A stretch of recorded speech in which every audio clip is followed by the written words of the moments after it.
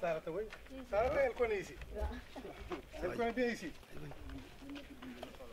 Sarata, il faut l'aider pour l'explication. Wow, Sarata.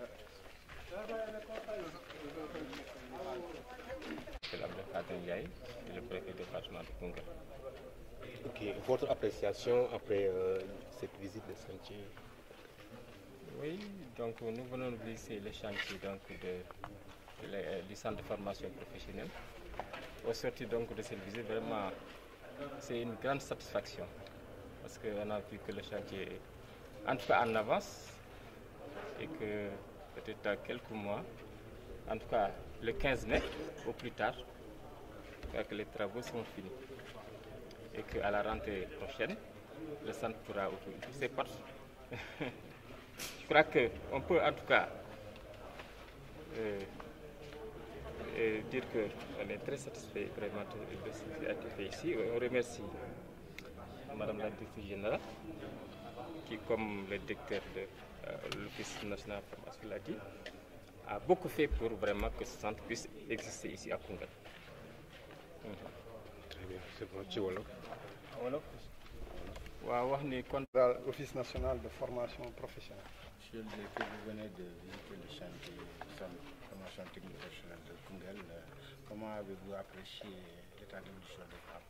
Effectivement, on vient d'achever la visite du chantier de construction du centre de formation professionnelle de Koungheul sous l'autorité de monsieur le préfet de Koungheul et en compagnie de madame la directrice générale de l'agence de construction des bâtiments et édifices publics. Ce chantier a démarré en mars 2017 et l'état d'avancement des travaux, les grosses œuvres sont pratiquement à 100%. Les travaux de menuiserie et de dallage de plancher vont être entamés. Donc globalement, nous sommes satisfaits du niveau d'exécution de ces chantiers-là. Et dire que, bon, c'est un centre de formation, effectivement, comme monsieur le préfet l'a dit, madame la directrice générale de l'agence de construction a plaidé auprès de monsieur le ministre Mamadou Talla pour qu'il y ait un centre de formation ici à Koungheul. Et l'Office national de formation professionnelle, dans son rôle de maîtrise d'ouvrage délégué, met en œuvre la construction de ce centre-là dans le cadre global des bâtiments et édifices publics de l'État. Et madame la directrice générale est en charge de cela. Donc, vous voyez bien que c'est un système cohérent que nous avons dans ce sens-là.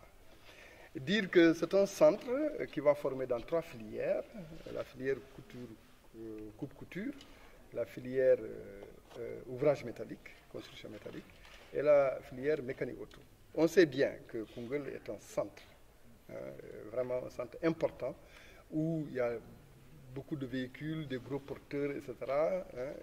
Et nous espérons que le centre va pouvoir mettre à la disposition des collectivités locales et au sein de la population de la main-d'œuvre qualifiée qui sera capable d'intervenir sur les véhicules en passage et procéder aux réparations des plus aux normes possibles. Donc, et en termes d'ouvrage métallique, effectivement, le centre va permettre d'aller vraiment à faire de la main-d'œuvre qualifiée qui permettra de faire des ouvrages métalliques. Alors, le centre, le maire de Ida a donné 4 hectares. On le remercie beaucoup. Et il a donné ça en collaboration avec monsieur le maire de Koungheul. Et nous nous réjouissons du fait que, bon, bientôt, Koungheul va pouvoir disposer de son centre de formation. Et nous le confirmons, à l'ouverture de 2018, il sera possible de recruter des élèves qui vont être formés dans ce centre-là. L'entrepreneur, l'entreprise Sarsara, son directeur général, M. Sambafal, vient de confirmer, lors de la visite, que le 15 mai au plus tard, les travaux seront terminés. 15 mai, on a le temps de mettre en place le dispositif administratif et technique de gestion du centre et dire que les collectivités locales Dans la politique actuelle de l'État, du ministère, c'est d'impliquer les acteurs locaux dans la gestion des centres. Donc les collectivités locales seront très impliquées dans la gestion du centre, dans la détermination d'orientation, dans la mise en place de nouvelles filières. Et donc c'est un centre au service du développement local. Le centre va pouvoir accueillir combien d'étudiants? Environ 180. Et ça coûte, ce centre-là a coûté environ 214 millions. Voilà. Est-ce qu'on peut affirmer que c'est le premier centre d'une telle envergure dans la région de Kaffrine? Non, ce n'est pas le premier centre d'une telle envergure. Vous savez bien qu'il y a le Centre national de formation des METP qui est à Kaffrine. Et Koungheul fait partie de Kaffrine. Alors, donc, mais c'est un centre qui va s'imposer du fait du rôle de plaque tournante de Koungheul. Vous voyez, un centre est toujours à l'image de la localité qui l'abrite. Et Koungheul étant un centre important, le centre va être important à cause de ça. Voilà. Sosse Diop, directeur général de l'Agence des constructions des bâtiments et du structures. Madame la directrice générale, ce centre a été une préoccupation des populations de Koungheul. Vous avez porté le plaidoyer auprès du ministre de l'enseignement technique professionnel, de l'artisanat. Aujourd'hui, on est arrivé à une certaine étape. Quel est votre sentiment par rapport à l'évolution de ces femmes? Voilà. Je vais d'abord commencer par féliciter et remercier le président de la République, son Excellence, ainsi que le ministre de la formation professionnelle, Mamadou Talla, parce que les centres de formation professionnelle sont parsemés sur l'ensemble du territoire national. À Kaolack, à Agnam, Sinthiou-Bambama et à Diawara, au niveau de l'Agence de construction des bâtiments et du public, nous avons déjà réceptionné ces centres-là qui sont terminés et sont mis à la disposition de la Direction générale de l'Office national de la formation professionnelle. Pour ce centre-là, il est bien vrai qu'on s'est battu, puisque l'Agence de construction des bâtiments et du public, comme vous le savez, est maître d'ouvrage de l'État en matière de construction de l'État. Alors donc, toutes les constructions passent par nous. Alors quand le ministre Mamadou Talla avait étalé son programme, je lui ai demandé de faire un centre de formation à Koungheul. Parce qu'à Koungheul, il n'y avait pas d'infrastructure. Il nous demandait donc de terminer le centre de Agnam et celui de Sinthiou-Bambama avant de l'implanter ici. Je profite également de l'occasion pour remercier et féliciter le directeur général de l'Office national de la formation professionnelle pour sa collaboration avec l'agence de construction, également pour la qualité des travaux. Parce qu'en tant qu'ingénieur en génie civil, je vois que les travaux ont été faits selon les règles de l'art.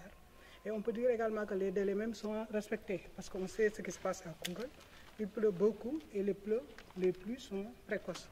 Quand j'ai garé mon véhicule, j'étais agréablement surprise par la qualité de ces travaux. Donc on remercie le maire, on remercie également le préfet qui a voulu bien nous accompagner pour la construction de ce centre. Okay, Madame la directrice, en tant que responsable de l'Alliance pour la République et en même temps la directrice de l'Agence de la construction et des bâtiments, des édifices et des bâtiments, et des édifices publics, qu'est-ce que ça vous fait aujourd'hui de voir dans votre département ériger effectivement un centre de ce niveau? Voilà, je vais commencer d'abord par dire qu'actuellement, je n'ai pas porté ma casquette de politique, mais je suis venu aujourd'hui en tant que directeur général des constructions de ce que l'État nous a confié. Parce qu'on nous demande d'avoir un œil sur tout ce qui est construction, voir si les normes sont respectées. Mais pour ce sens-là, je suis très satisfait et je sais que les populations vont adhérer.